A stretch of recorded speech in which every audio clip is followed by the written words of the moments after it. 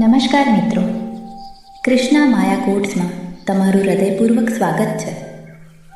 લોકો કહે છે કે દુનિયામાં બધું વહેંચાઈ શકે છે, પણ શું કોઈના ભાગ્યમાં લખાયેલો પ્રેમ પણ વહેંચી શકાય? આજે હું તમને મારી એવી વાર્તા કહેવા માંગુ છું જે સાંભળીને સમાજ કદાચ મને પથ્થર મારશે, પણ મારું દિલ જાણે છે કે મેં શું અનુભવ્યું છે.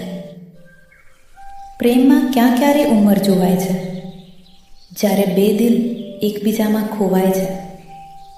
દુનિયા માટે તો આ માત્ર એક આંકડો છે, પણ મારા માટે તો આ જ જિંદગીનો સહારો છે. હું 25 વર્ષની મીરા, ચંચળ, ભણેલી અને સપનાઓથી ભરેલી. પણ મારા સપનામાં કોઈ રાજકુમાર નહોતો. મને તો ફક્ત એક એવી વ્યક્તિની શોધ હતી જે મને સાચે સમજી શકે. અને ત્યારે જ મારી મુલાકાત કેશવભાઈ સાથે થઈ. 65 વર્ષની ઉંમર, ચહેરા પર અનુભવની રેખાઓ અને આંખોમાં અસીમ શાંતિ.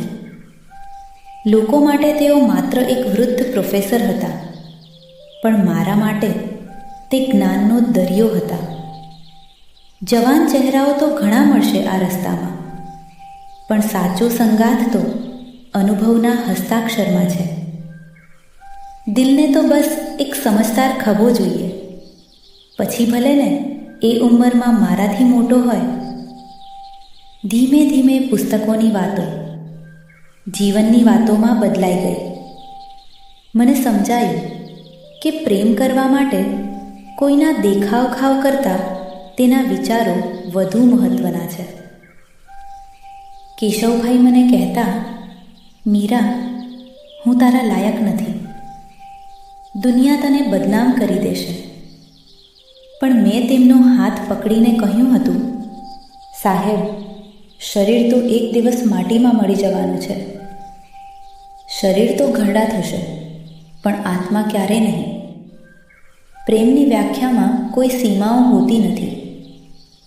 તમે ઉંમર ગણતા રહો, અમે યાદો ગણીશું. મિત્રો, મારી આ સફર હજી અધૂરી છે. આગળ શું થયું તે સાંભળતા પહેલાં, જો તમે પણ માનો છો કે પ્રેમ પવિત્ર છે, તો કૃષ્ણા માયા કોટ્સને સબસ્ક્રાઈબ જરૂર કરજો.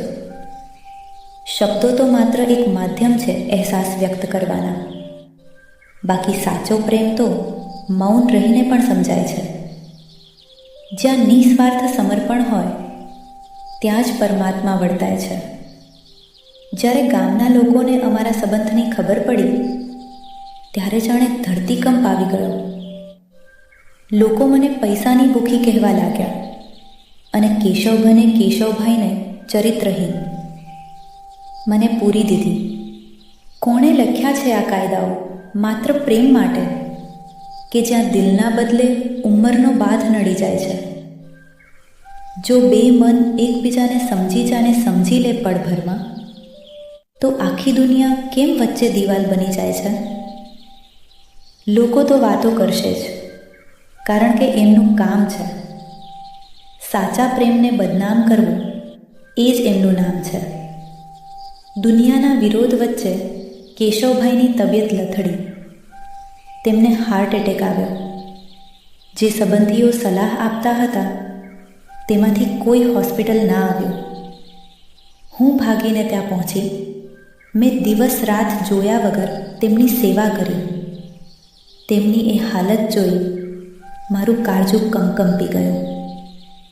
લાલ સાડીનો પાલવ અને તારો એ મીઠો સંગાથ, જ્યારે મારા હાથમાં હોય છે તારો અનુભવી હાથ.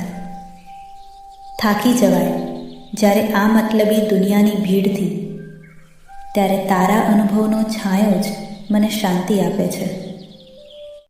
અગ્નિ પરીક્ષા તો રામાયણમાં પણ સીતાએ આપી હતી, તો પછી આ જમાનાની વાતોથી શું કામ ડરવું? કેશવભાઈ ઠીક થયા અને આજે અમે સાથે છીએ. સમાજ આજે પણ વાતો કરે છે, પણ અમને હવે ફરક નથી પડતો, કારણ કે અમને ખબર છે કે અમારો રસ્તો સાચો છે. પ્રેમમાં સાહસ જોઈએ, અને એ સાહસ મને કેશવભાઈના વિશ્વાસમાંથી મળ્યું. મનાઈ થયેલો આ પ્રેમ પણ બહુ અનોખો છે, જેમાં દુનિયાનો ડર અને દિલનો ભરોસો છે. જો રસ્તો સાચો હોય તો ગભરાવું શા માટે? વિશ્વાસ રાખજે, ભગવાન આપણી વારે આવશે. તમને આ વાર્તા કેવી લાગી? શું મેં જે કર્યું તે ખોટું હતું? તમારા વિચારો નીચે કોમેન્ટમાં જરૂર જણાવજો. ફરી મળીશું એક નવી વાર્તા સાથે, ફક્ત કૃષ્ણા માયા કોટ્સ પર. આભાર અને જય શ્રી કૃષ્ણ.